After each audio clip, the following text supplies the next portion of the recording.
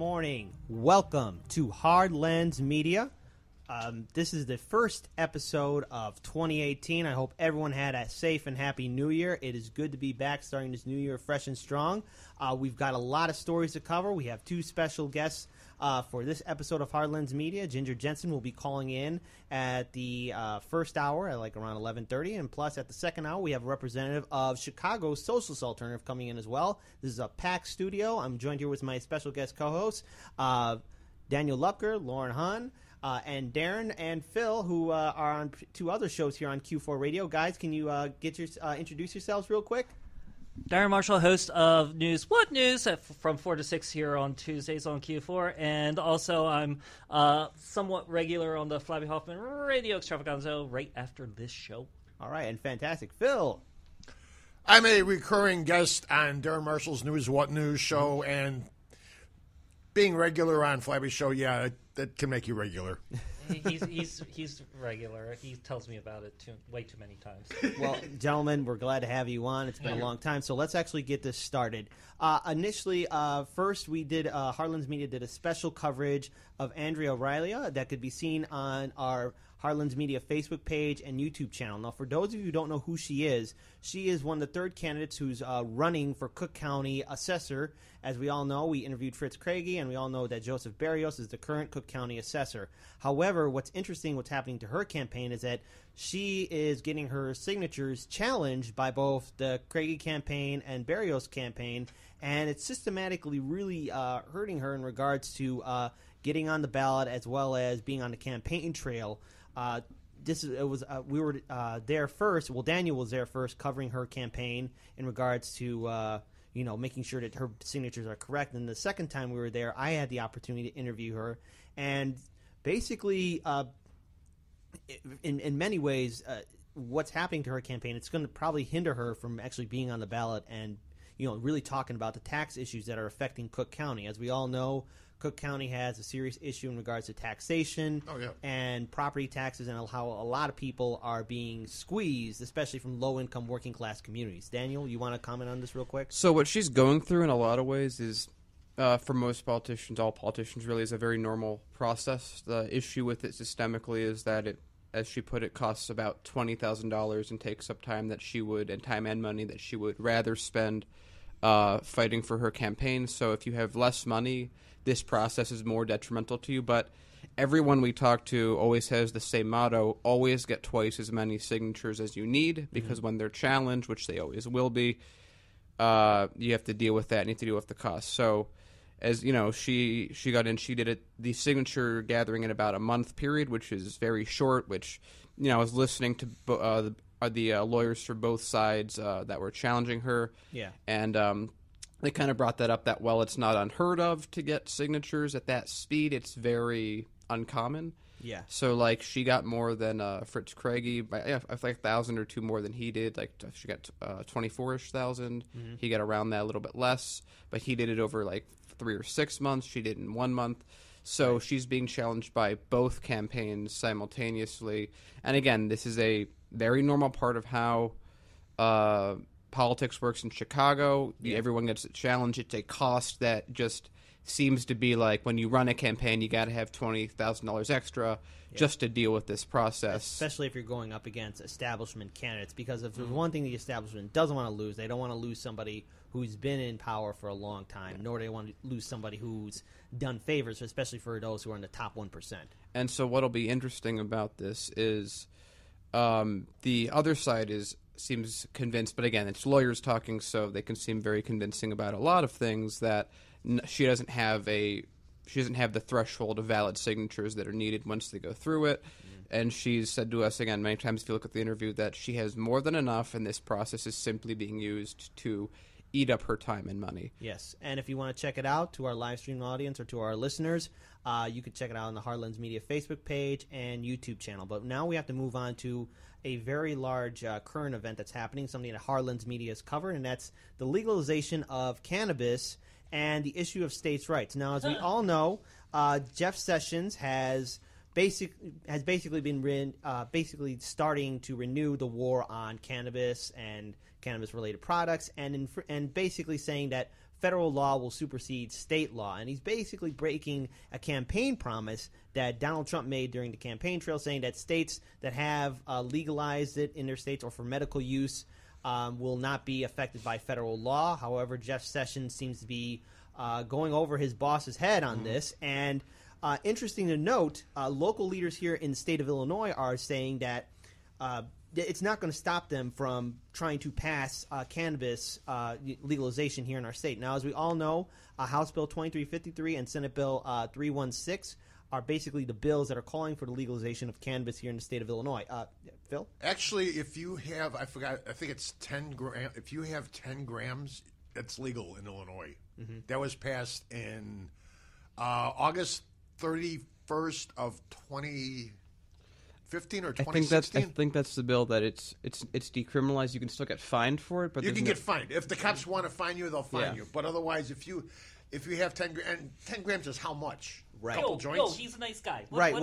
Actually, here, according to the article from the Sun-Times that I have in front of me, Illinois has the decriminalized possession of 10 grams or less of marijuana, and medical marijuana is right now legal. Mm-hmm. And just to know, Jeff Sessions didn't really answer whether or not he'd go after states that made it legal for medical uses. So, and it also should be noted that a lot of the Democratic candidates that we've interviewed on Hardlands Media, or even if you've seen them on the campaign trail, the 5 current Democratic challengers have said that they will support the legalization of cannabis. Granted, each one has a different point of view, but those have been very consistent, have been Senator Daniel Biss, Chris Kennedy, and J.B. Pritzker calling for the legalization. And it should be noted as well that Governor Bruce Rauner hasn't really said anything about the legalization of cannabis. And on top of that, Senator Heather Steens, who's been the leader for Senate Bill 316, and Kelly Cassidy, who's of the Illinois State House, who's been the supporter of 2353, have basically introduced those two bills and said that they are not backing down from this. In fact, they have been gathering more support for the legalization of cannabis and cannabis-related products here in our state.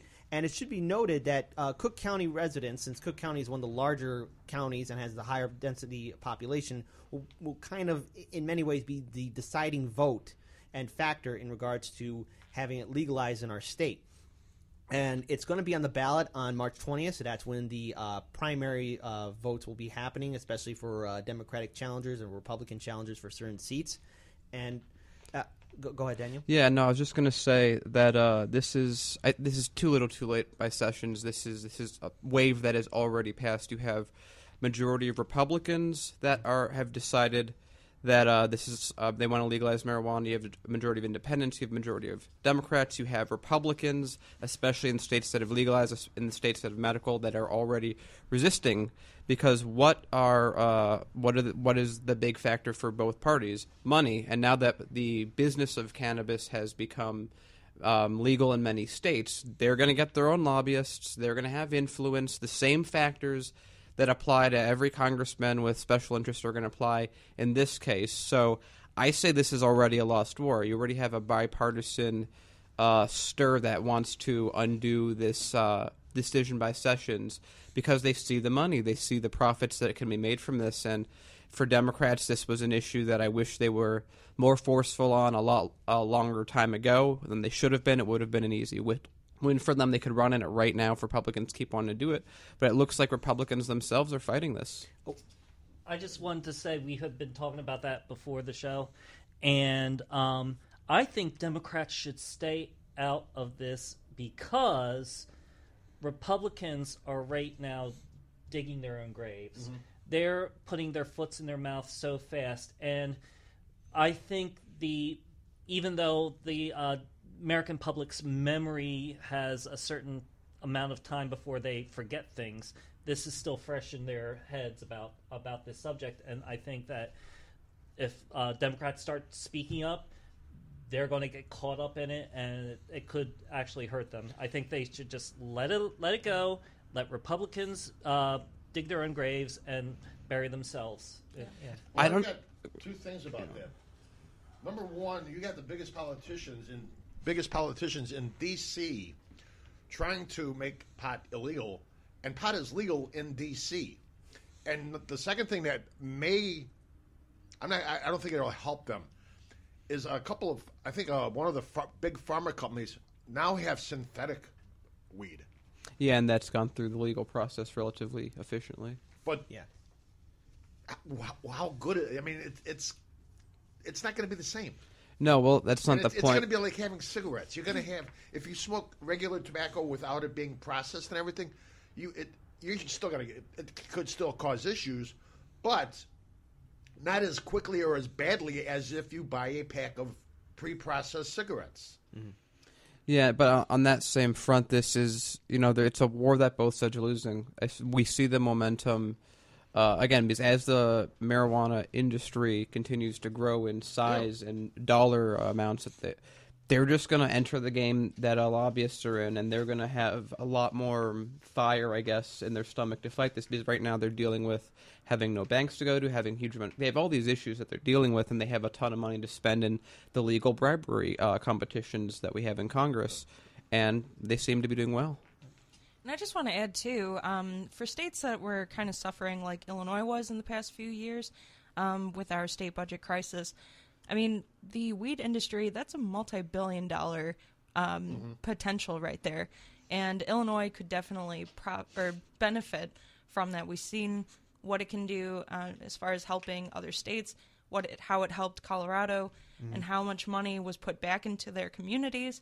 How much money? I mean, it was like hundreds of millions of dollars. Basically, I do want to give like the final note on this story, because it's very important. Look, for a long time, Republicans have been pounding their chest for states' rights, and here you have a representative from Donald Trump's Republican administration saying that federal law will supersede states' rights. Now, if you're a Democrat, Independent, or a Republican voter, this should anger you. And especially, look, if you live in Illinois, no matter what your political background is, look at Colorado. When they first started off, there was some pushback, especially from conservatives. As the years went by, Colorado has had a budgetary surplus to where they're giving their citizens a tax, giving some of the money back to them through like taxation and revenue, right? So that's a huge boon not only for the local populace, but for some of the businesses too. If you support small businesses, that means the federal government can supersede and enter your business and take away your property, your right to sell to consumers. Consumers will also be in danger as well. And I'm proud of our two-state Illinois representatives, Heather Steens and Kelly Cassidy, in regards to saying that we are not backing down. In fact, they're gathering support. I wouldn't be surprised if they get Republican support as the months go by in regards to getting cannabis legalized here in Illinois. We desperately need a budgetary surplus.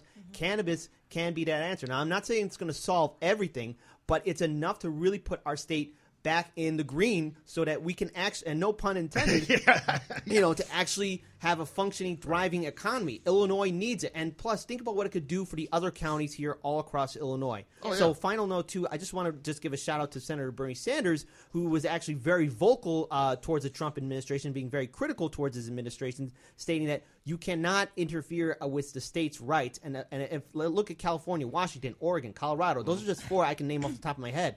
They have it legalized, and they're going to be gaining revenue.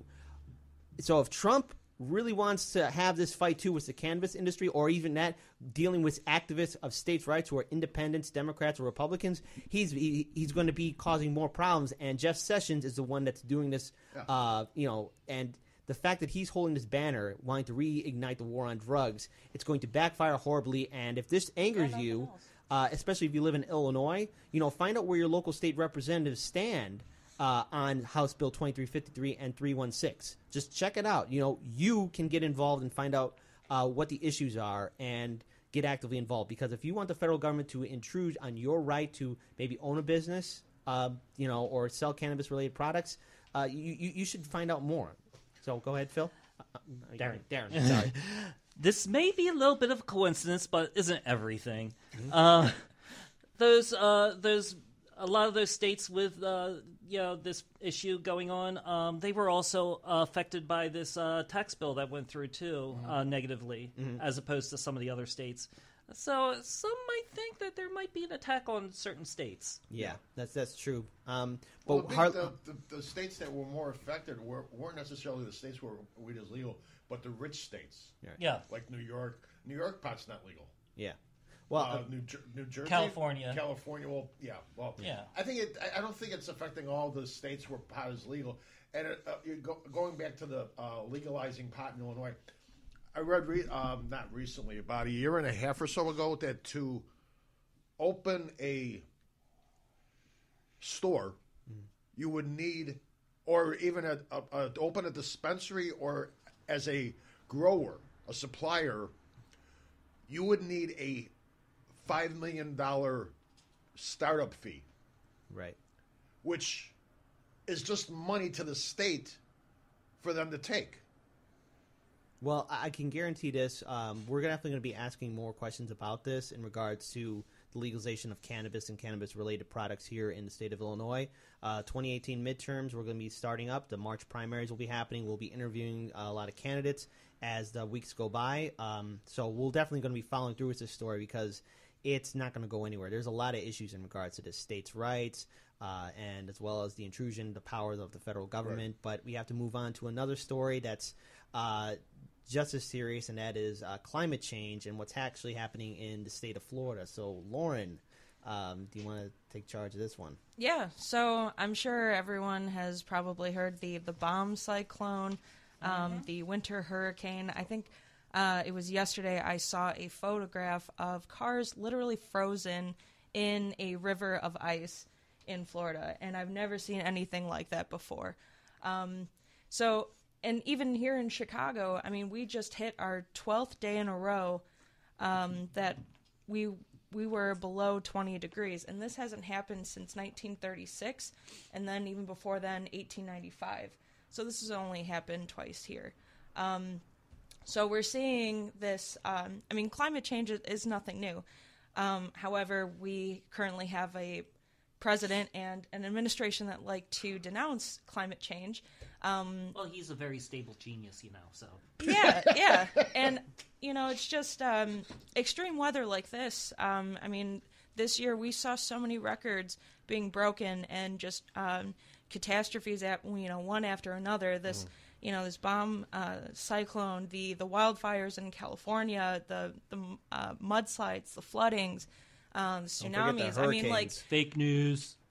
I mean, it's not fake when you can see photographs where the Arctic has lost 2/3 of its ice, where you see polar bears that are literally starving and drowning because it's too far to swim because their land is literally disappearing before their eyes.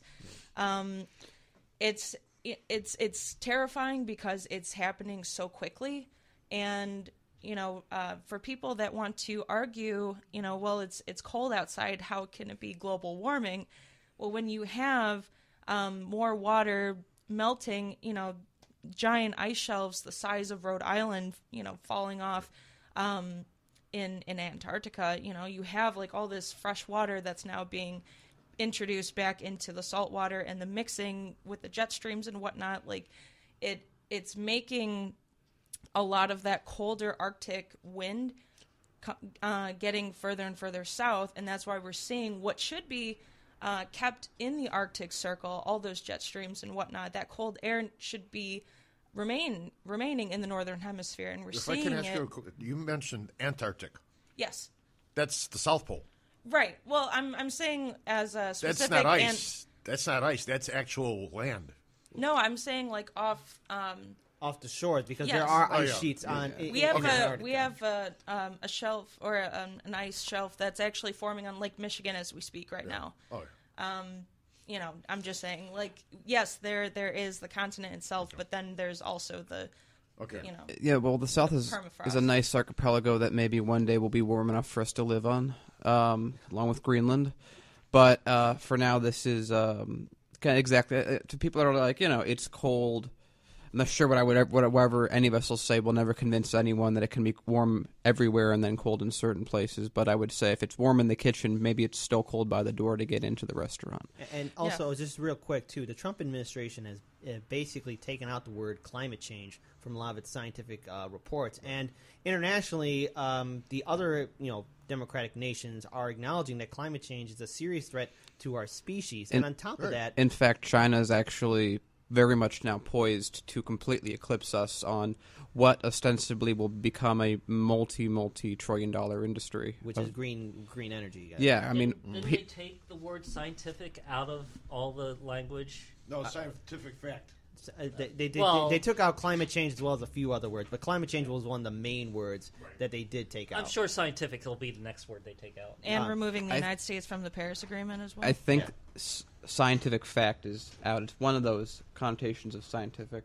Yeah, you can't use now. And it's also just think about this. While it's super cold right now in Florida, there's going to be a shift. Daniel's talked about it time and time again about how if the water eventually gets hot enough, it's going to lead to more power for these devastating hurricanes because there's always a cycle. If it gets cold, it's going to get hotter. And if it's hot, it's going to get colder in certain areas because it's not like a human body where if you have a fever, you have a fever everywhere. It's a planet that has different amounts of sunlight hitting it at different locations. More El Niños, La Niñas. The way the current, in a sense, the way that we're used to things being warm and cold changes based on these energy bands moving based on the amount of heat we're retaining. And also remember, I know we were talking about ice sheets, but just remember that the power of these hurricanes that we saw last year were much more larger and more powerful than we were normally used to. And scientists were very close to saying that there was a different type of category, a Category 6. They're still collecting data on those hurricanes that hit the South and Puerto Rico, and as well as a few other countries that are in the Caribbean. But I only can imagine what next year is going to look like and how devastating those storms will be. How is Puerto Rico doing? It's terrible. Still recovering. Yeah. We actually have a friend of ours, a few people who are in Puerto Rico, and half the island is still doesn't have energy. Yep. What was it last week? When they was said supposed 900,000 people without energy. Yeah, right now I believe I believe that half the island still has no power. So remember, one part that it's even the way people say it's global warming, like, oh, it's not warming everywhere. Okay, the thing you got to realize is it's an overall warming trend. Second, I think more importantly, it's a more extreme. So if it's cold at the winter, it's going to be colder in the winter for a longer period of time. If it's hot in the summer, it's going to be hotter for longer periods of time. If every now and then you get drought, you're going to get more droughts that last longer.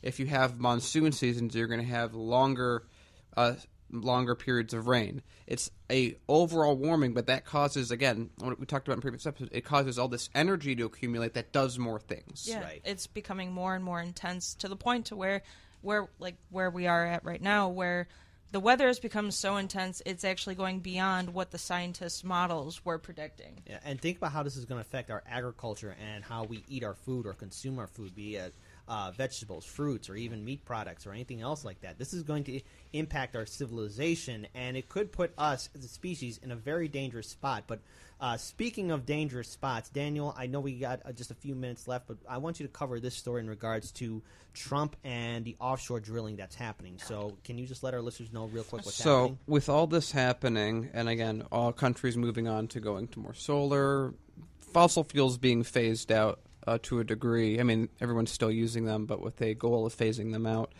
Long-term decision-making has, by the Trump administration, has deemed that all coastal areas need to have drilling processes started. So one thing that basically every coastal shelf on every coast, they've now opened up for leasing and exploration, energy exploration, a nice way, a reframing of oil drilling. And so the Gulf is going to have more rigs very soon. That's going to happen.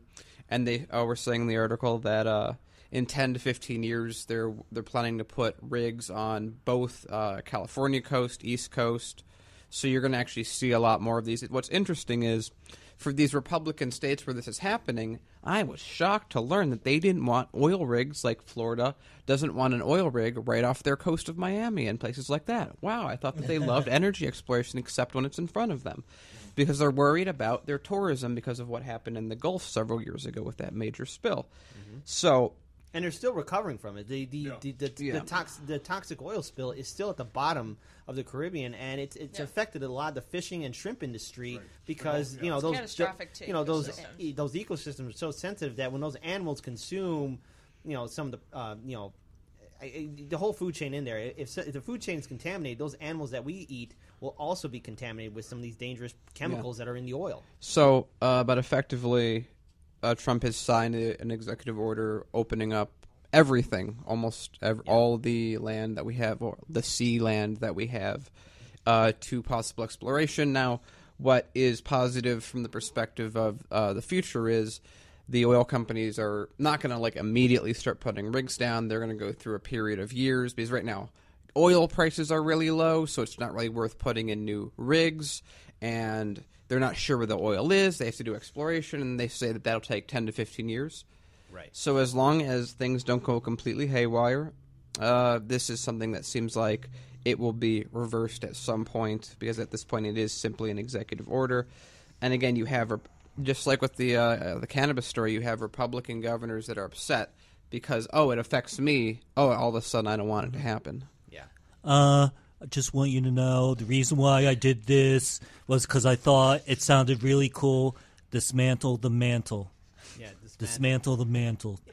Catchy, isn't it? Well, it also leads me to question just how much influence the fossil fuel industry has over the Trump administration. Of course, coal industry? Are you kidding me? Exactly, because we're not going to see coal ever come back the way it was way back when, because it's not a viable energy source. In fact, a lot of coal country is now thinking of moving to hemp and cannabis production as a way, because they're like, we can't do any coal anymore. It's not economically feasible. Yeah. We need the coal industry because we need to have more doctors to treat black lung disease. Yeah, but also, mind you, they even created machines that could do the job of 100 men. One machine can now do the job of 100 men, and why, according to a lot of these companies, why pay 100 people when I can have one machine manned by 1 or 2 people to do that job? I mean, it's devastating, the fact that this country is very it just relies on fossil fuels, an ancient, energy source that's no longer viable. But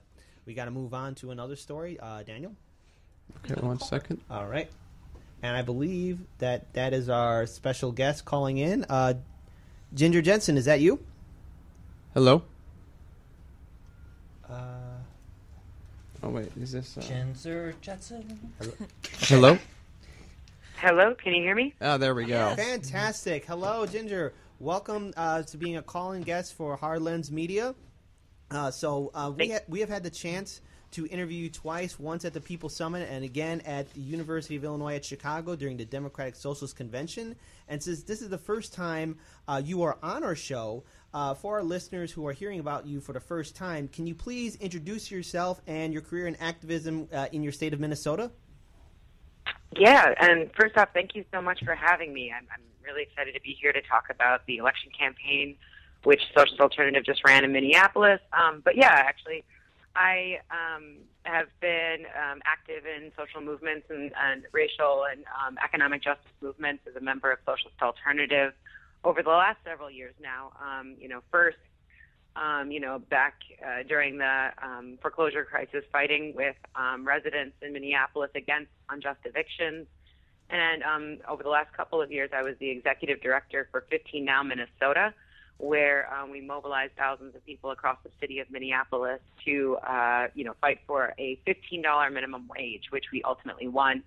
And out of, a lot of this work, and I think, also with the national climate and the enthusiasm for Bernie Sanders' campaign, his call for, Medicare for all, free college education, and a $15 federal minimum wage, Socialist Alternative then ran me for city council in the city of Minneapolis here, where we registered a really excellent vote with a movement-building approach, and ultimately didn't win the seat, but have really laid the groundwork for, an amazing opportunity to fight for housing justice in the city of Minneapolis because of not only the style of campaign that we built, but also the things that we raised during the election campaign. That's interesting, because I really want to talk to you about how money in politics is affecting our democracy. So we've all seen, first and foremost, how money in politics, such as Citizens United and McCutcheon's decision, has influenced a lot of elections. And for the most part, the person with the most money always wins the election. Now, your campaign was grassroots funded, and during your race for the 3rd Ward seat, you actually outraised most of your opponents. So what was your message that brought people to not only donate, but volunteer as well? Yeah, absolutely. I mean, I was very proud to have Socialist Alternative next to my name on the ballot. I think that was a signal not only in the direction of what it means to build independent politics, but also raising the profile, like Bernie Sanders did, that we want to build a political alternative that is rooted in social justice movements, that is based unapologetically on the needs of working people and is free from corporate cash. One of our main slogans in the campaign was not for sale. And what that meant was, my campaign was not for sale to big developers and corporate executives who often are empowered in, local and national and state elections to donate to candidates that then they, expect something back from them. So it was a campaign that was rooted in grassroots donations, of which we had thousands, nurses, bus drivers, students, servers, people from all across the country who were inspired by our campaign. But we also raised the most money in the city of Minneapolis of any election campaign in the history of Minneapolis local elections.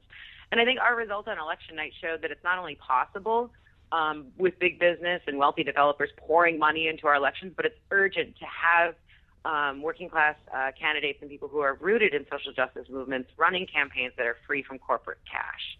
And I think this is really exciting in that our results show that many people like me are energized to take forward this movement to win a Minneapolis that's truly affordable for all and is a city of resistance to Trump's xenophobic, anti-worker, misogynist administration. And like you said, our independent campaign went up against very powerful corporate PACs, the entire city establishment, big developers, the corporate media, and much more. And I think this was because they saw what we had done with the $15 minimum wage. It was a historic victory in making Minneapolis the first Midwestern city to pass 15.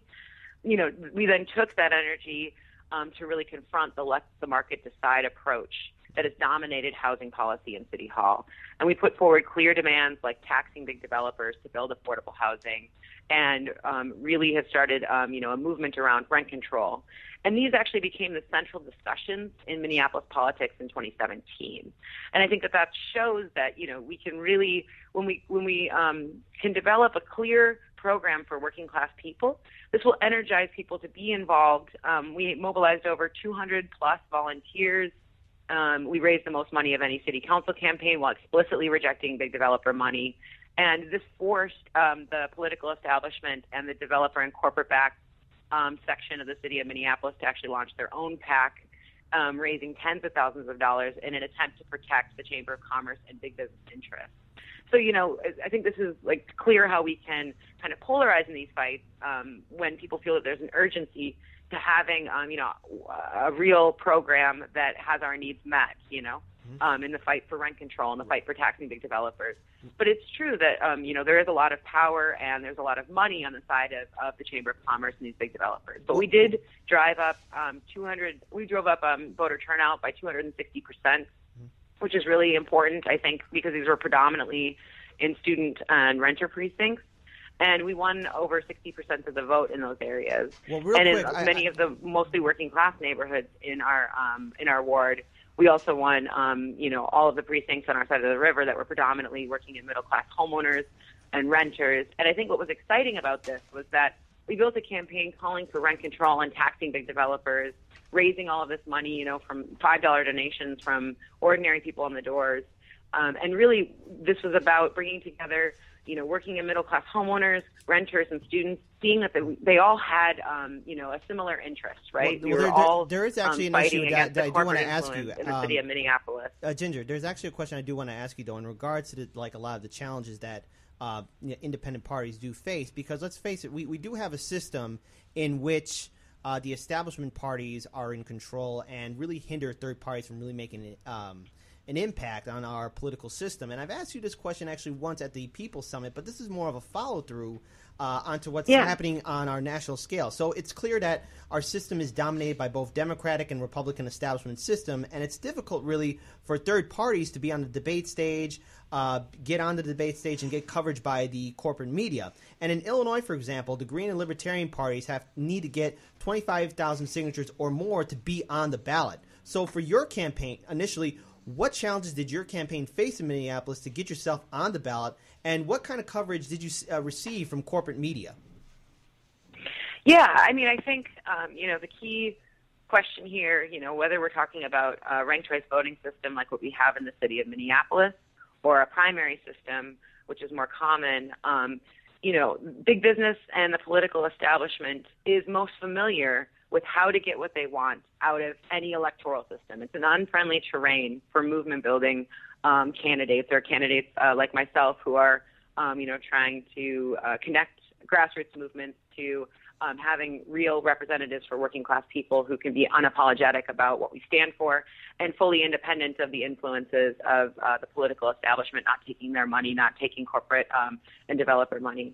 So, I mean, I think in terms of the energy that we had to build to really show that we were a viable and serious campaign, I think the money we raised played a crucial role in that. I think connecting, demonstrations. We did a demonstration when there were 16 mailers that were sent out against my campaign, some of them for other candidates, but there were also 4 mailers that explicitly attacked me, that were calling my ideas dangerous, that were saying that the fight for rent control was going to have, a negative impact on ordinary people in the city of Minneapolis. And these were sent out by the developer PAC, right? And so this shows that, when we really stand up and start to fight and build the movements necessary, connecting those to, potentially trying to win, seats that are firmly rooted in our social movements, big business is going to fight back hard, right?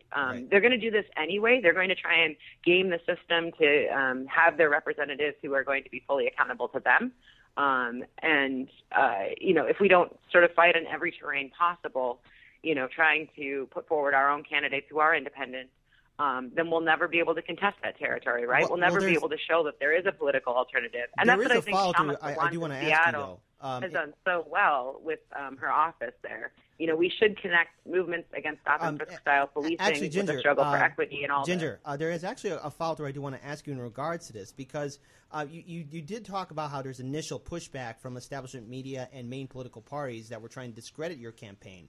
So in the past, with activism and the fact that you ran as a third-party candidate with Socialist Alternative, there was a huge campaign that was basically trying to say that your progressive or socialist ideals will be more damaging to the community. But what we've seen, especially with polls, that nearly 40% of Americans are identifying themselves as independents or supporting independent parties. And there are many Americans who continue to distrust the two-party political system. So with your experience running as a third-party candidate, what is the future for there to be more parties in future American elections? Yeah, I mean, I think that the key question is really how do we build the types of coalitions that can be, putting forward a program, a real working class program that's going to really involve people and give them a role to play in building a political alternative. And so I think sometimes it's less about explicitly the struggle to get on the ballot line, but more about what are we trying to connect here, right? So I think what we saw in Northeast was when people actually had a candidate who was running on a clear program on rent control and taxing big developers and raising that, we need to carry forward the momentum from the $15 minimum wage, thousands of people will actually vote against the status quo. They will vote against politics as usual. But, even whether we've won the seat or not, I mean, in this case, not winning the seat, we would have been in a better position, had we won the seat, but also, in Minneapolis in 2016, of the 5,600 units that were slated to be built, only 1 in 10 were considered affordable. And recently there was a study from the Cura at the University of Minnesota that shows that in Minneapolis there's no longer a neighborhood where a median income black family can actually afford to own a home. So these are the crises that are facing working class and communities of color, women heads of households. These are the issues that are immediately facing working people in our city. And so how we engage people in really fighting for a program that's going to address these issues, that's going to address the heart of the let the market decide approach, it's going to address the fact that trickle-down economics does not work. It didn't work for wages. It's not going to work for housing. Building up these challenges, I think, and engaging people in a broader sense, not just focused on the electoral line, but how we can actually win and deliver concrete victories for working people. I think that's going to be the future of how we can really build a political alternative, not just in Minneapolis, but across the United States. So during the election night, you had an outstanding lead during the first round of voting. And it should be noticed that, at least in the city of Minneapolis, there's a different way a winner is selected, and the votes had to once again happen. So for our audience, can you inform us on what happened on the final day for that election for the third ward seat? Because I think a lot of people were kind of confused about it on social media, but I think there should be a clear understanding on what exactly happened on that night. Sure. So, yeah, in the city of Minneapolis, we have ranked choice voting where people when you go to vote, you can rank up to 3 candidates for any particular seat. And what we saw in the end was that, there were 2 Democrats in the race, one Green and myself, and running as a member of Socialist Alternative. So what we saw in the end was, I think, a passive vote for the Democrats. Oh, in Minnesota, we are the Democratic Farmer Labor Party, but it's basically the same thing as the Democratic Party. It's our wing of the Democratic Party. And I think what we saw in the end was a passive vote from a number of folks living downtown, where our campaign was maybe less visible. And they were also bombarded by these 16 mailers that were talking about how my ideas were crazy, or that somehow they were going to be painful for the city of Minneapolis. Whereas in reality, the fight for rent control means actually getting at the heart of profits for big developers, and the status quo in the city of Minneapolis. So ultimately, it was the second and third round votes that swung toward a Democrat who now has won the seat. But this was after he didn't win a majority in any single one of the precincts across the ward. Now, I think that this is, important to point out that I think it's not necessarily the fault of ranked choice voting or the fault of a primary system. Again, I think it's important to emphasize that in any electoral system, this is the terrain of big business and the political establishment who's most familiar with how to get what they want out of any electoral system. It's unfriendly mostly to movement building. But what we showed overall, and the key question, I think the key lesson to take away is we're now facing, a situation where in Minneapolis, you have thousands of people across the city talking about rent control and talking about how to actually deal with a housing crisis that is emerging in our city. We have a very low vacancy rate, and up until this point, City Hall has been dominated by, representatives who see that the best way to deal with the question of affordability is just a build approach, right? Give incentives to big developers so that they can make money hand over fist, and then they'll keep building in the city of Minneapolis. But, it's not just in Minneapolis, but across the country, we see that this is not actually resulting in any sort of trickle down of affordability for working people, or it's not increasing the number of affordable units in the city of Minneapolis. It's really in the absence of strong renter protections that rents tend to increase in a high demand market.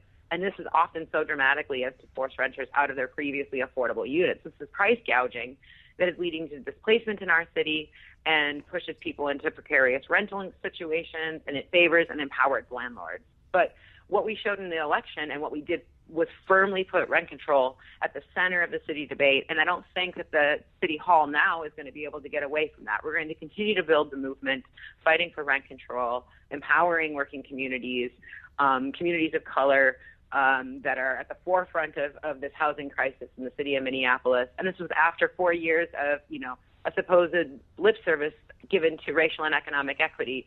It was only under the force of a movement that we won 15. It's only under the force of a movement that we're going to be able to win rent control, stronger renter protections, recognized tenants unions, and actually address the question of stopping skyrocketing rents and the economic evictions that result from such price gouging. So I think for a lot of our listeners who have, we've talked a lot about third parties and the future that they might have in elections. So with Socialist Alternative, there's always a stigma where we hear that socialism is a danger. It's going to devastate communities no matter what level it's going to be at. I mean, that's the propaganda we have always heard for the past 50, 60 years here in the United States. So I think going forward, I think the big question is for Socialist Alternative, since it's an up-and-coming third party, what will be its future going forward across this country? Because we already know, at least in Seattle, Socialist Alternative does have a seat in the city council, and there's a lot of issues that's being pushed forward. So I think nationwide, what will be the future for Socialist Alternative? Yeah, I mean, I think first and foremost, we're a racial, gender justice, economic justice activist organization that is involved in communities, workplaces, on our campuses across the country. And I think we're building. We want to see a world where, the injustices that people face under capitalism are eliminated. But only, I think, through struggle can we really build up the wisdom and ability of working people to be able to fight for the world that we want to see, right? A democratically planned economy, our more democratic rights throughout our communities. And I think as far as the question of socialism, I think Bernie Sanders really blew open the doors on an openness to socialism. We now see young people favoring it over the system of capitalism. And yeah, as you said, I think Shama Sawant's seat in Seattle, has made possible what the city establishment there was previously saying was impossible. We've done similar things in Minneapolis, but, raising up the need to tax the rich in Seattle, where there's a tremendous amount of wealth and numerous folks like Jeff Bezos and Amazon being based there, addressing really the heart of the problems of capitalism and the exploitation that working people experience under the current system. And, Shama was elected and then reelected there on the power of, I think, how well she and Socialist Alternative have represented working people in the city of Seattle. And I think we can really grow that sort of recognition that socialism is a new way of doing things and can be built throughout the country by continuously running independent candidates that are talking about really socialist politics. And Ginger, real quick, one of our team members actually has a question for you. So Phil, go ahead. Ginger, I noticed, I just saw your website. You will not accept donations from corporations or the rich. Yeah. Here's I see your point, but if I were running, I would accept donations from corporations and the rich. Doesn't mean that I'm going to do them favors. And it's not really. I mean, it's not really. You're donating to me to help me win an office, which is fine. But don't expect me to, help you. Yeah, to help you screw over my constituents. Oh, yeah, and to introduce you, this is, we're with Phil and Darren. They have a show on the channel we're on, News What News. Yep. Right. Great, yeah. No, I think, sorry, did you want to ask another question? Well, no. Go ahead. I'll let you answer that first. Great, yeah. Well, I think it boils down to a key question of accountability, right? Because what we've seen in politics kind of time immemorial in the United States especially is, people running for office, making a lot of promises during their election cycle, and then fundamentally not delivering or saying that it's not the right time or the things that working people need, like a $15 minimum wage or Medicare for all, that we need to wait for longer, right? And I think Bernie Sanders actually highlighted that really well, where he was saying you cannot adequately fight for Medicare for all when you're taking money from the big pharmaceutical corporations that are profiting off of our current system and the power that exists in the insurance companies. And similarly, and I think in the city of Minneapolis, I think it's important to show working people that we're going to be fundamentally accountable to their needs, and we're going to fight unapologetically for their needs by not taking money from the big developers and the corporate executives who are profiting off of the current housing crisis as it's emerging in the city of Minneapolis, or the Chamber of Commerce representatives who fought tooth and nail against the $15 minimum wage. So in a way, I think it's critical toward actually pointing out that who we're going to be fundamentally accountable to. And also, as a member of Socialist Alternative, I committed to accept only the average wage of a worker in Ward 3. So that would have meant donating the rest of my salary toward building social justice movements that I think have been the key agents of change throughout our history. Shama Sawant does the same thing, which means, building up movements that can actually deliver on trying to end stop and frisk style policing, that can actually bring equity, when it comes to transit, education, community oversight boards, a way to really fight the cuts to services and attacks on workers' wages and benefits that are proposed by, politicians from both parties at different points in time when they feel that they can get away with it. All right. Real quick. Does this mean you won't take any money from a real estate developer that would maybe want a golf course there?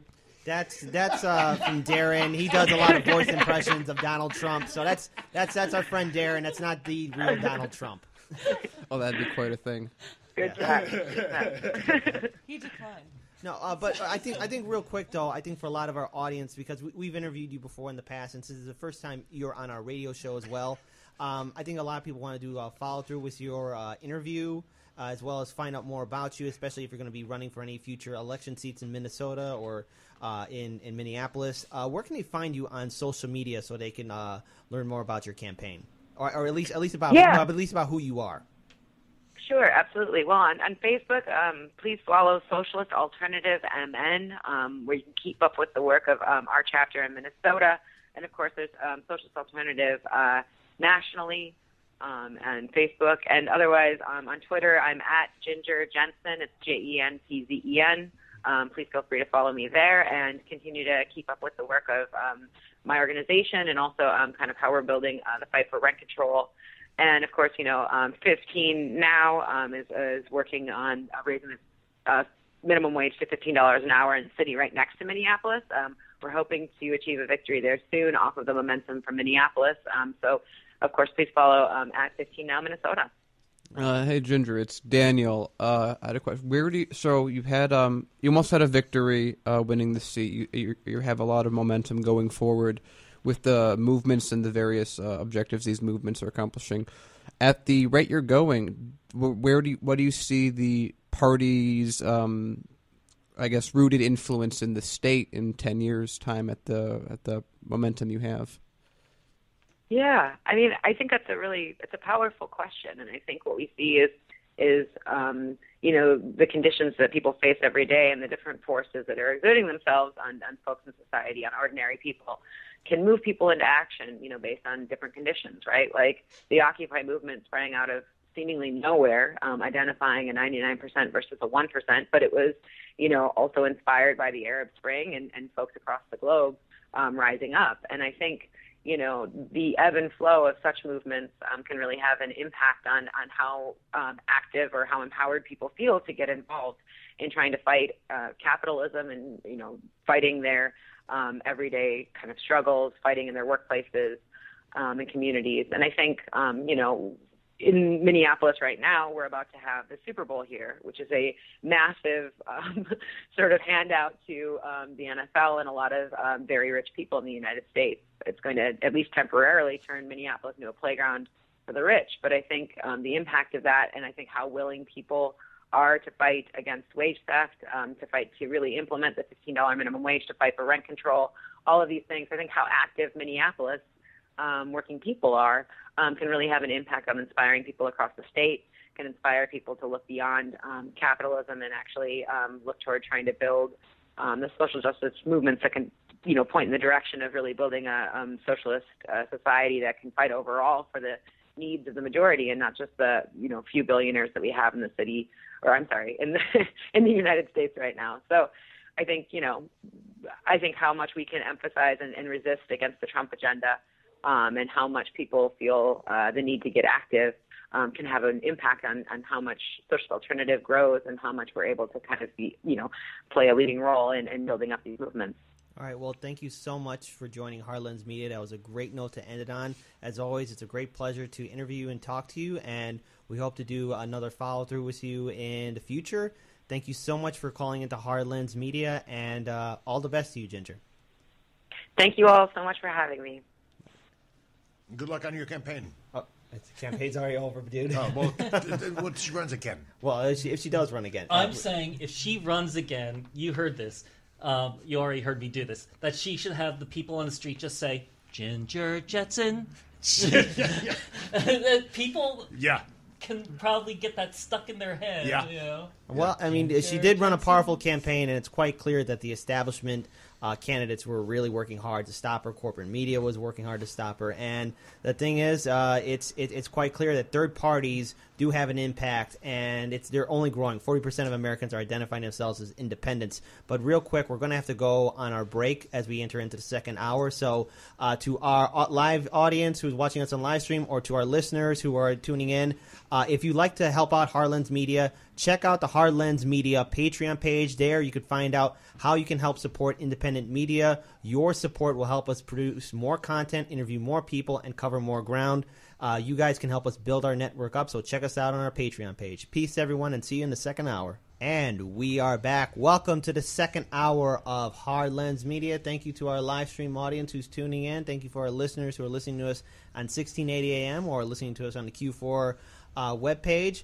This is the second hour, and in the second hour, Lauren Hahn has a breaking story in regards to the Women's March, as well as we're going to have a guest come in who's a member of Chicago Socialist Alternative. So that's a branch of the Socialist Alternative Party as a whole. It's the month of third parties. Yeah. This is, by the way, yes, thank you, Daniel, for reminding me. This is the month of third parties. This first, of course, Saturday, we're having Socialist Alternative. Next Saturday, the Indiana Green Party will be here. The Saturday after that, the Illinois Libertarian Party will be here. And final, to end it all, we'll have a member of the Democratic Socialists of America come in here as well. This is a brand new year, 2018, and we're giving it to the third parties. So tune in to Hard Lens Media every Saturday from 11 a.m. to 1 p.m. Central Standard Time. So that being said, Lauren, your story on the Women's March. Yes, so we are reaching the one-year anniversary of the Women's March that took place on January 21st, the day after Trump was inaugurated, and it blossomed into a day of resistance that had over 600 marches worldwide, millions and millions of people speaking out and demanding a better and fair, justified government and just happy existence. And so this year, starting off strong, and considering that we have a pretty important election year, even right here in Illinois too, we have a lot of seats that are coming up, including governor, lieutenant governor, attorney general, secretary of state, comptroller, 118 seats of the Illinois House of Representatives, and 18 seats in the U.S. House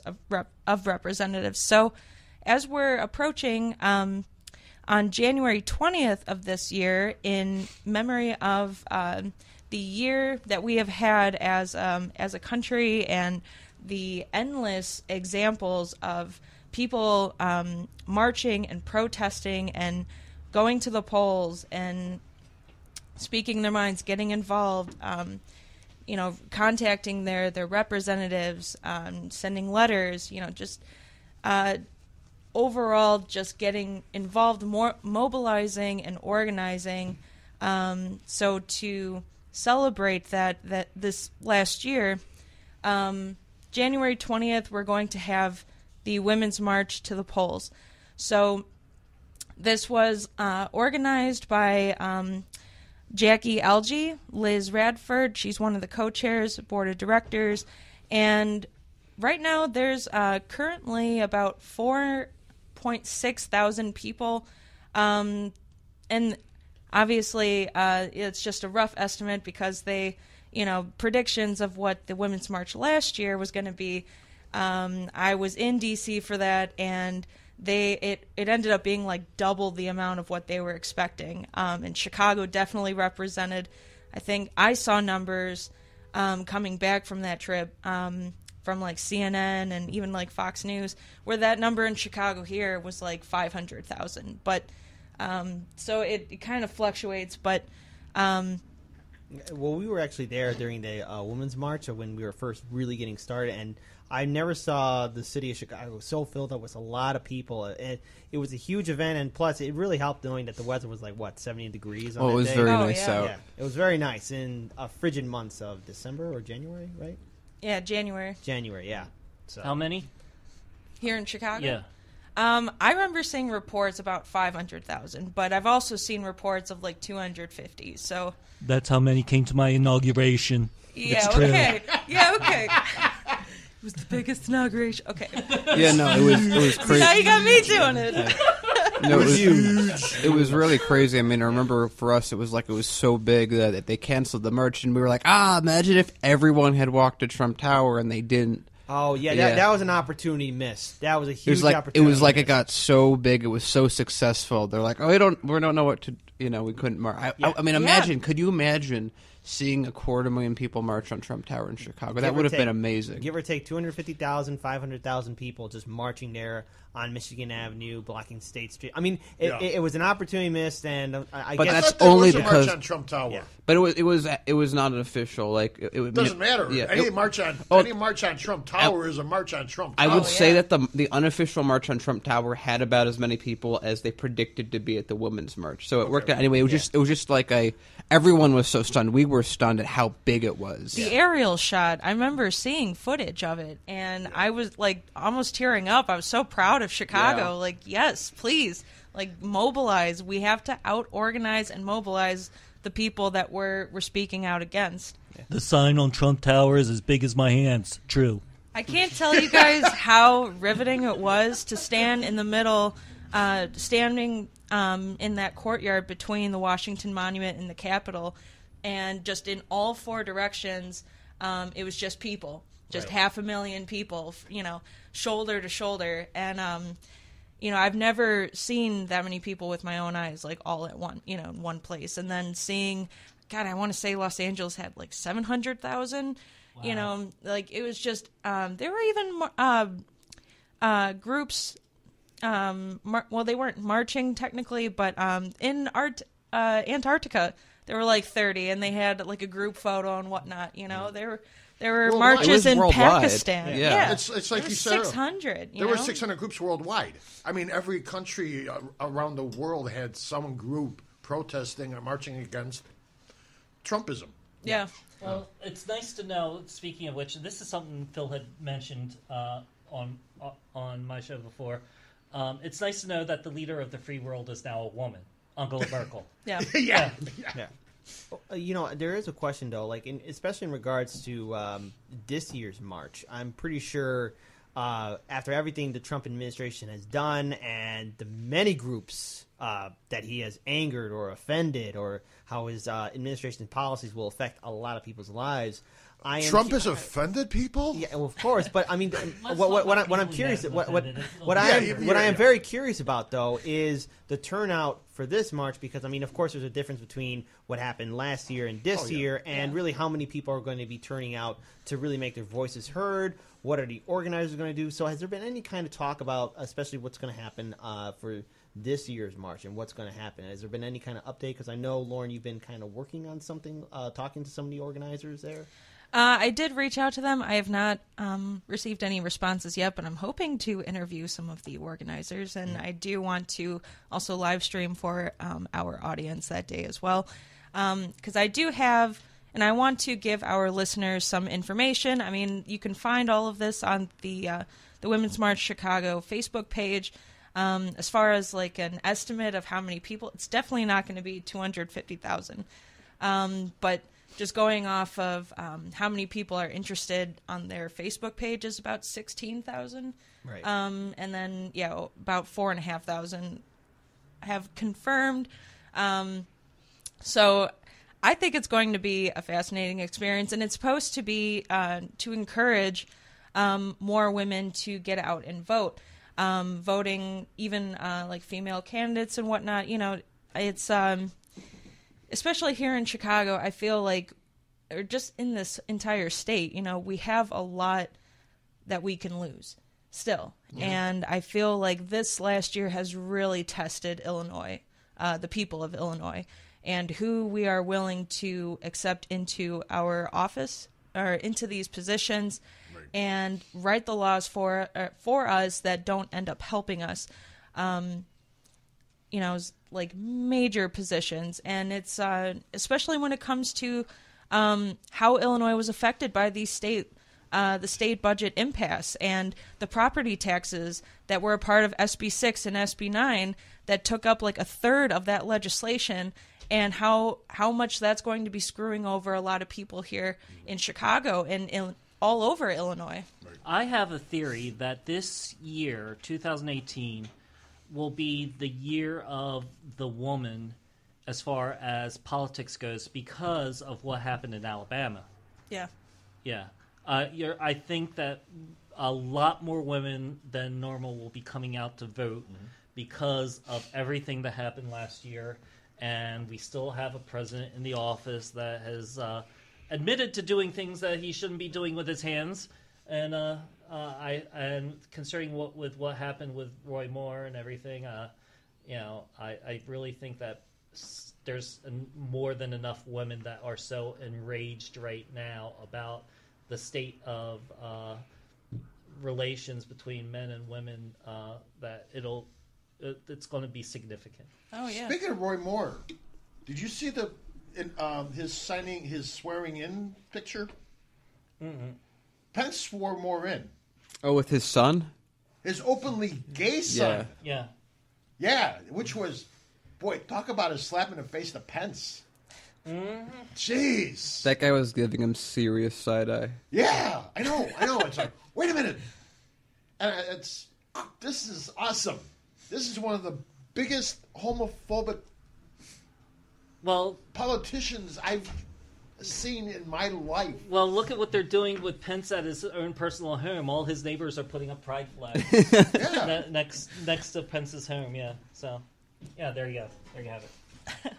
It's going to be the year of the woman. Yeah, it's exciting because in a big sense, what causes Democrats to win? What's the voting bloc that goes for Republicans? Again, I've said this for a while. Republicans have a smaller base. Their demographic ability is shrinking every year.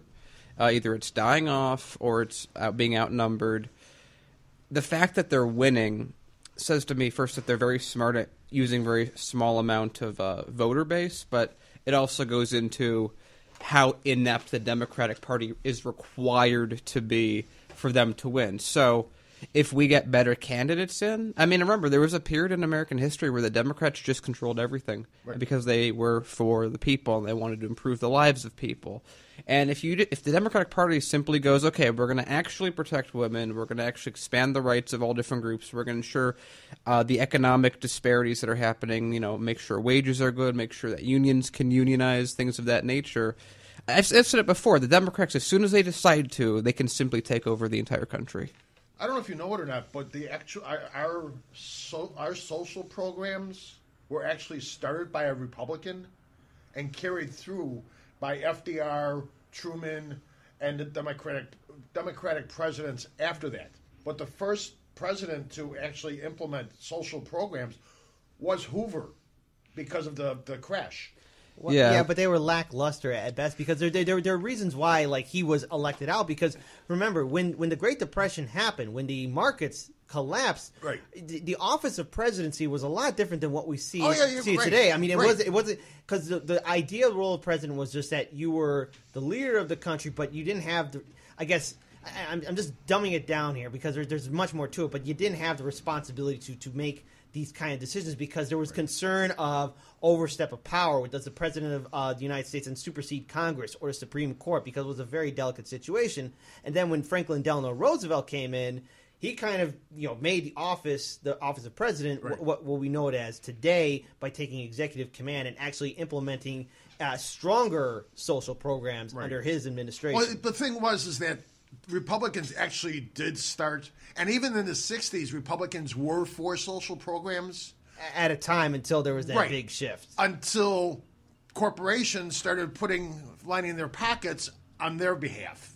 Which is, like Ginger said, we've got to keep money out of politics. Well, that's been a constant theme, especially with ever since since Citizens United and McCutcheon's decision was passed. Basically, it's open season on which corporation, bank, or Wall Street executive wants to buy our local politicians.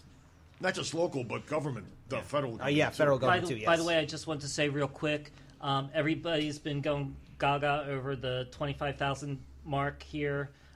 Just so you know, a lot of this was because of Obama-era rules, and be prepared for a market correction soon. Yeah. That's what I'm saying. It's like it's going to tank, and then everybody's going to be crying. So let's return back to Lauren. Yeah, I kind of just want to give some information of where and when. So activities are supposed to begin around 9 a.m. Again, this is on January 20th. And the march, I believe, is supposed to start around 12:30 or so, and they're going to have guest speakers and whatnot. They're working with the Department of Transportation here in Chicago just to block off certain areas. I believe, road closures are scheduled for Columbus Drive from Monroe Street to Balboa Drive and Jackson Boulevard from Lakeshore Drive to Michigan Avenue. Closures are also scheduled for the westbound lane of Congress Parkway between Columbus Drive and Michigan Avenue. And this is also their accessibility and like family entrance, I believe, is at Monroe and Columbus. So, they're trying to make this as friendly to the public as possible, too. However, I do want to say, because I never really saw any reports on it, but I did have some close friends that were at the Chicago March last year, because there was also a lot of planning with the city as well to ensure safety and whatnot. They had 350 marshals that were trained for that occasion, and 15 miles of downtown streets that were closed off. However, there was definitely police brutality that just didn't happen in front of the cameras too, and I have a few witnesses that were almost caught up in some of those actions. So I'm hoping, that Chicago, that the police, they do their job and make sure that we have a fun, safe march, because, again, this is for celebrating the year that we have had as the resistance, just right. Anyone who's speaking out against an unfair, an unjust system that we currently have. So they shouldn't have the cops there. Well, no, there should be a police police force. They're supposed to keep us safe. But I mean, there has to be some idea of temperance, and also making sure not, because people are very angry, and there shouldn't be a huge pushback especially from the police. I mean, there shouldn't be any kind of police brutality happening over there. If they don't want any kind of violence from the protesters or the marchers, pass all choices. They're showing up. I would say, especially for we've been to a lot of rallies and marches, and I have to say for the Women's March, it was very much in line with the city, set up with the city, and I'm still kind of surprised that there was any violence because we expect it when it's like, hey, we're gonna do a protest and take over the streets, and the city's like, but we want to do commerce here, it's expected, but it's a weird thing because I look at it like, in a sense, you're saying the rally is really for solidarity of the people there to show that we're united, we have power, we can do things, and it doesn't fall along the line of really the other spectrum of a protest where it is we're going to interrupt things with the idea of making it harder for people to ignore what we're doing. Right. So if the city is so concerned about businesses losing customers, why not have the city just say, look, go online and shop there. Yeah, and that way you could still shop. Protests can still happen. Mm-hmm. Nobody loses anything. What about restaurants? Well, they're working with the city to come up with, because they also have to take into account, it's Chicago during the winter, so we could, suddenly have, like a foot of snow the day before. So they're working with the city to come up with the safest route, what would be the least expensive, what's not going to be detrimental to businesses. Again, this is supposed to be just a peaceful, happy, fun kind of event. Past they're Trump even getting Tower. like jumbotrons and whatnot, like stages. Yeah. They're going to have performers. This is speakers. This is closer to Lollapalooza set up than it is to spontaneous. The Lollapalooza of politics. Yeah. Lollapalooza of women's rallies. And voting. The Lollapalooza of voting. There we go. Because, we know that there's a lot of voter suppression, too. And so, we definitely want to make sure that everyone's voices are heard. And that, I personally think that, when you turn 18, you should be able to vote. Like automatic registration, Also, and I just want to, I don't know if we have enough time. I won't, I don't think I'll have time to read off all the names. But as far as the amount of organizers and participating groups this year, I was astounded by how many. I mean, just looking at this list, just eyeballing it, at least 25 to 30 organizers, just to name some. Let's see, the American Civil Liberties Union of Illinois, the Chicago Foundation for Women, Chicago Votes, Chicago Women Take Action, DuPage Progressives for Change, the Fourth Ward Democrats, Indivisible Evanston, Indivisible Illinois, Indivisible Oak Park, the Illinois Education Association. You know, there's just a laundry list of organizers that are supporting this event, and the participating groups is even longer. I see Our Revolution in there, the YWCA, Metropolitan Chicago in there. Again, a bunch of Indivisible, Illinois, Chicago, Evanston. So I think that really kind of goes to show, yes, maybe it's not going to be as large as it was last year. Mm-hmm. However, there are still a lot of people that are investing their time, energy, and money to make sure that that Chicago can once again show up and support one another and encourage more women too to get involved and to go to the polls and make your voice heard. And I gotta say, I think it's always great to see a bunch of groups coming together. I do too. Again, like I said, there's really two ways that a march or rally can go, and this is the let's get as many people and show our support, show where we are, and show that we're unified. So, yeah. Kit? Exactly it. And so that's a great note to end it on. We're definitely going to follow through with the Women's March and what's going to happen for that event. January 20th. Fantastic. So we're looking forward to this, but I'm also proud to introduce our second official guest, first guest of 2018. Her name is Sarah Gonser. She's a representative of Socialist Alternative Chicago. It's another branch of the Socialist Alternative Party. So welcome, Sarah. You, like I said before, you're our first guest for a show for 2018. And I understand that you have a history of activism. So we've done some coverage for Socialist Alternative here in Chicago. So for our audience, can you introduce yourself and tell us why you're part of Socialist Alternative Chicago? Yeah, thank you so much for having me on. Like you said, my name is Sarah Gonser.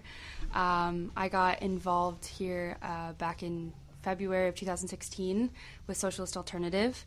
I was really excited about Bernie. I was a college student, and prior to Bernie, no one had interested me in getting involved with politics. But it was really his call for no corporate money, for free tuition, for a $15 minimum wage that really got me on board with getting involved with activism.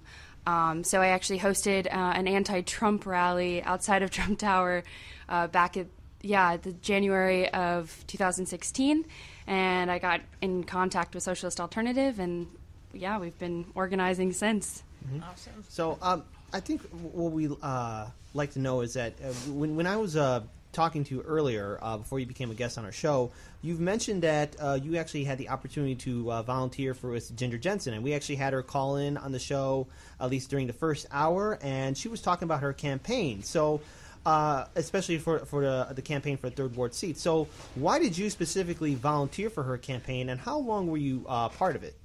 Yeah, so I went out there the beginning of June, and I was there until the end of the campaign. I was actually supposed to come back to school, but I decided to take the semester off because it was so exciting, and you don't really get too many opportunities to work on a socialist campaign. I had worked on the 15 Now campaign back in the summer of 2016 in Minneapolis, and the folks out in Minneapolis asked if I would be interested in volunteering some more, and I had the summer off, so I was like totally on board with doing that. I really saw from the beginning to the end, where we just had a few volunteers in the office to where we had over 100 at the get out the vote weekend before November 7th. So it was really exciting to be a part of that. So I think for our audience, can you at least describe your experience in regards to the voter outreach and getting people to register to vote and considering to vote for Ginger Jentzen? Because for a long time, the idea of socialism is just like in communism or Marxism. It's been given this propaganda by establishment media that it's horrible, that it's bad, and that the fact that third parties are a spoiler vote and they will take away from the real candidates from winning. So I'm pretty sure you had to deal with some of that like pushback. So can you at least describe that experience, at least getting people to consider the vote for a third-party candidate who's not Democrat or Republican? Certainly. So I think, well, if you look at our track record with Socialist Alternative in Minneapolis specifically, back in actually the end of June, we finally were able to help put pressure on the establishment to pass the $15 minimum wage, which has been an ongoing, I think it was like a 3-year movement, really. Like I said, I was there the summer previous to work on that campaign. And so really being able to go to the doors and say, look what we've already done without a seat.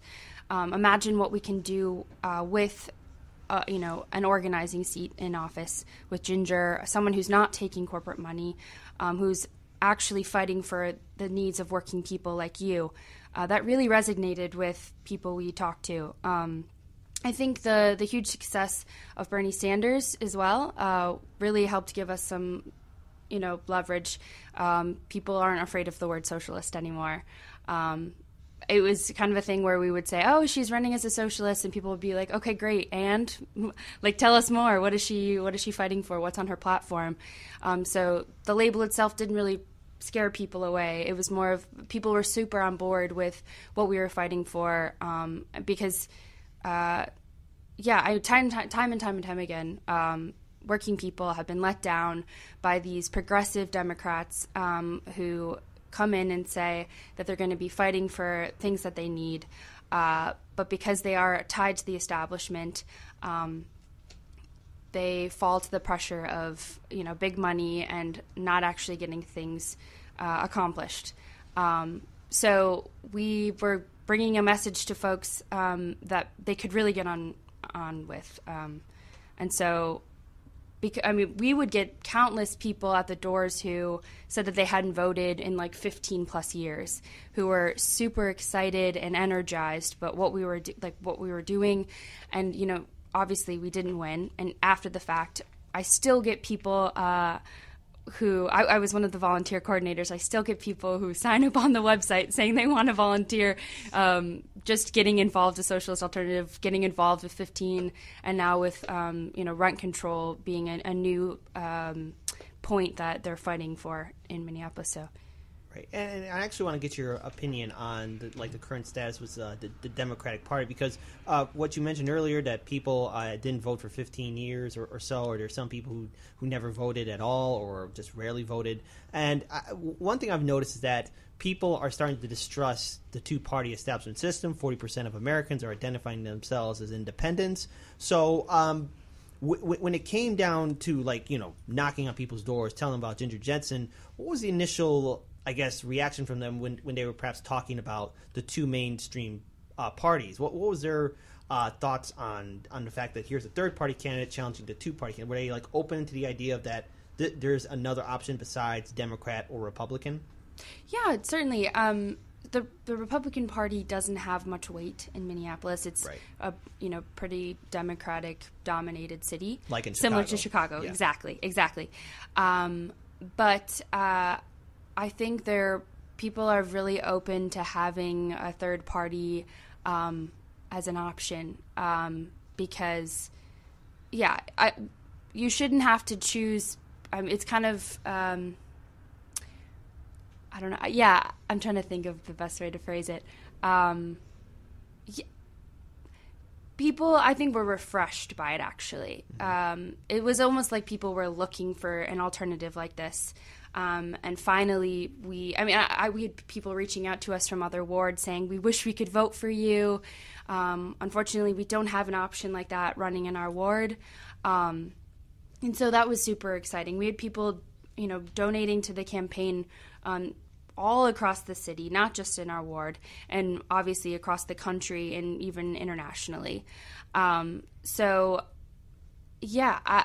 People were welcoming this idea of a third party. It wasn't scary. If anything, like I said, it's energizing and exciting to have that as an option, to fight against business as usual. Like I said, with people not voting, it was because consistently they were seeing these so-called progressive candidates running, but just time and time again failing to take things through, to fruition that they were promising folks. And Ginger has already proven herself to help be an activist in fighting for 15, and also with Occupy Homes and, now rent control, putting that on the table. when it wasn't before. Now, we've also seen, especially during that race, especially for the third ward seat, that the establishment media and establishment candidates, were definitely trying to paint her campaign in regards to a different lighthouse. It's a danger. Of course, it's similar propaganda we've always heard about third parties or socialism. And as a volunteer, what were the initial challenges that you faced as a whole for getting Ginger Jentzen on the ballot and getting her message out about her campaign? Because there was pushback from establishment media and from the establishment candidates or establishment parties. Yeah, so we knew from the start that it was an uphill battle. We knew that it was going to be a challenge anytime you run an independent, specifically socialist campaign that's not taking a dime of corporate cash. We're really punching up to have a successful campaign. But I think we proved through our platform that we could really run a viable third-party campaign. I think similar to Bernie Sanders, although he was running within the Democratic Party, his platform really shone out, and that's why people were donating.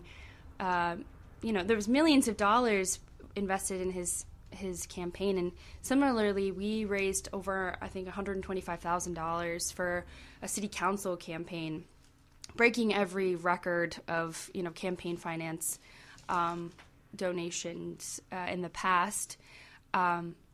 And with that, we were able to do a lot of outreach. Our flyers were really great. One of the biggest challenges actually was there were these super PACs, these corporate super PACs, one of them called Minneapolis Works, and they were sending out attack mailers against us because they were scared of what we represented. And we didn't shy away from the fact that we were scaring them. We honestly, that was something we brought up at the doors. We said, look at all these, you're obviously getting all of these mailers against us. It's because the establishment is afraid of us, because we are a real threat. We have a real weight. And we actually, we have, our platform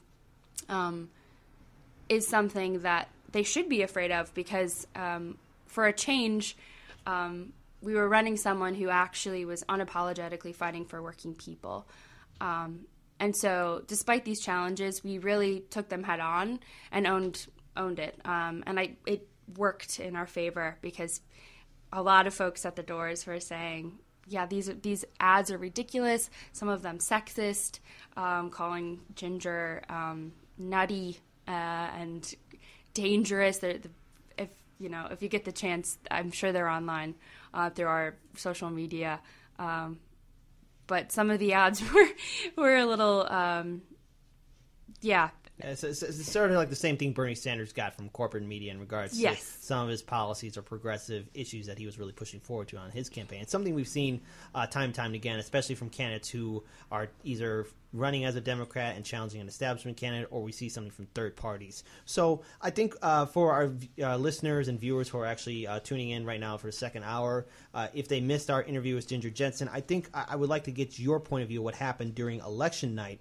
As you know, Ginger Jentzen had an outstanding lead during the first round of voting, and it should be noted that in Minneapolis, there's a different way a winner's selected. So for our audience, real quick, can you at least describe what that process was in regards to rank voting in Minneapolis? Yeah, so ranked choice voting exists in Minneapolis. So it basically boils down to when you go into vote, you have multiple options. You have 3 options. You vote 1, 2, 3, who you want first, second, and third. However, the establishment can really use this to confuse voters. I had talked to many people who had said, oh, I was told that if I put you second, then my vote will count for you. When in reality, we knew that it was going to come down to Ginger and Steve. And the two candidates with the candidates with the least amount of votes at the end of round 1, where they tally up all the votes, they get differentiated to the second vote, And then again... So basically, just for if there's 100 people that are voting, if one candidate gets 10 votes, people, if they ranked whoever their second choice was, would get that person's vote since they would be dropped out. Correct, yep. Yeah. Yep, and so it ended up going down to the third round. But we won the first round, which actually was awesome. It showed that people voted for the Socialist. And it was super exciting. And then, it boiled down to who folks put as their second and third choices. And as you probably know, there were 4 candidates running. Two from the Democratic Party, 1 from the Green Party, and Correct. of course, Ginger Jentzen of Socialist Alternative. Yes. So, but basically there were 2 big establishment candidates with strong campaigns running against us, and ended up going to Steve. But we still look at this campaign as a victory, regardless of the loss. We put rent control at the forefront of this race. Before we were calling for rent control, no one was talking about it. It ended up even going into mayoral forums where folks outside of Socialist Alternative or anyone around our campaign were asking, what is your stance on rent control? So clearly it was a popular idea and something that people really, really want and need. There's a huge housing crisis in Minneapolis, and there's some really awesome tenants' rights groups that we were working with who are now fully active in a rent control campaign. And really, I think our Ginger Jentzen campaign really helped push that forward and help make it as strong as it is today. Now, I think for a lot of people who, since you actually were a volunteer, you were on the ground, knocking on doors and getting the vote out, with the aftermath of that election, I think what a lot of people want to know is what is the potential future, at least in your opinion, for Socialist Alternative to be a viable third party, not only in Minneapolis, Minnesota, but all across America, especially since you have a chapter here in Chicago, Illinois. What is the future of Socialist Alternative, at least in the future of American political elections? Well, we definitely, something I think that we proved in Minneapolis was that what happened in Seattle, it wasn't just unique. All across the country, cities are really moving towards socialist ideas, and that's why we did so well in Minneapolis. And I think there's definitely potential for us to do the same in other cities across the country. But first and foremost, Socialist Alternative is an activist group. So we don't just run campaigns. We do run campaigns. In Minneapolis, we've run a few. But when we do that, we do it to build the organization. We do it because we recognize the political situation in an area, because it does take a lot of our resources to run these things. And we want to create, the strongest campaigns possible.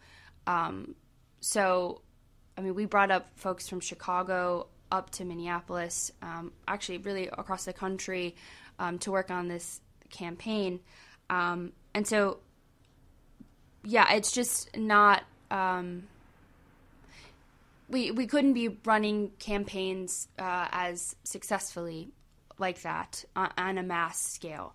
So there's definitely potential, like I said, in the future for us to be running campaigns, but it's based on the mood in an area and how, what movements we're involved with. It's more important to us to continue building movements, to fight against Trump, to be on the streets, door knocking with campaigns, because we are a small force. We are mighty, but we are small. It's nothing that we don't say oh, it's midterms are coming up, we're going to be running this and this and this person. It's more of the mood, the movement, and what we've accomplished so far. And we've seen across the country that, like as mentioned before, 40% of Americans are identifying themselves as independents. People are viewing democratic socialism in a different light, especially in the aftermath of the Bernie Sanders campaign in 2016. So people are more open to new ideas, as well as being introduced to candidates who are fighting for populist, progressive issues, especially since we have an establishment system in which Republicans and Democrats are bought off by the banks, Wall Street, corporations, and the top 1%. So it's clear that eventually there's going to be a time to where we're going to see third parties like Socialist Alternative, Greens, Libertarians, DSA, if they ever change from an organization to a political party, to be on the debate stage, to be on the ballot. And I think we're kind of getting closer to that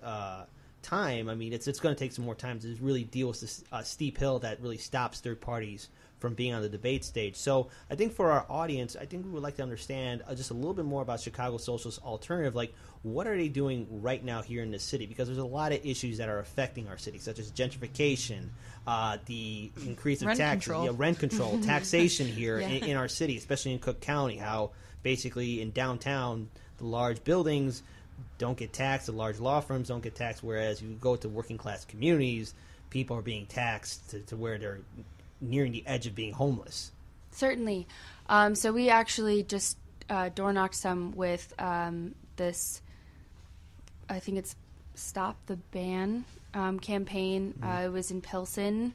I cannot remember the exact word, I'm sorry.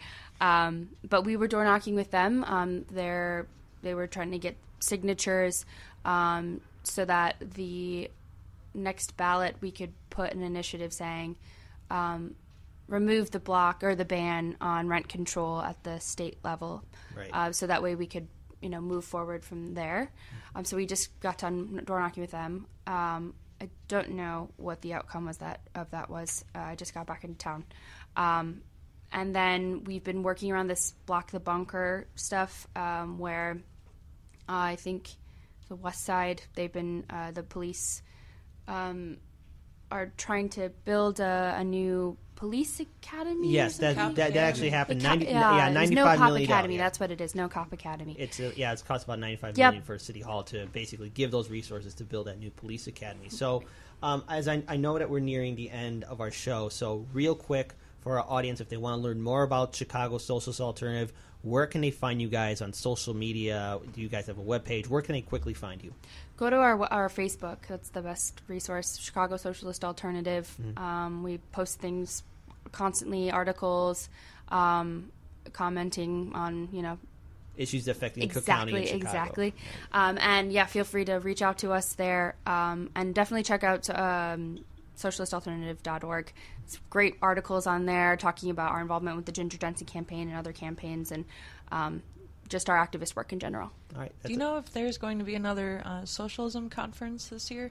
I know there's been one here in Chicago, I think, for the last 2 years. Yeah, we covered that in 2017. It was over at the McCormick Place. It was Socialism 2017. I think it might be back. I don't see it. Well, if it's going to be back in 2018, we'll be happy to be there. Yeah, we will. And ending this first episode of 2018, I want to thank our live stream audience for tuning in. Thank you to our listeners who are listening to us either on the radio or listening to us online. I want to thank our two special guest co-hosts, Darren and Phil, for joining us.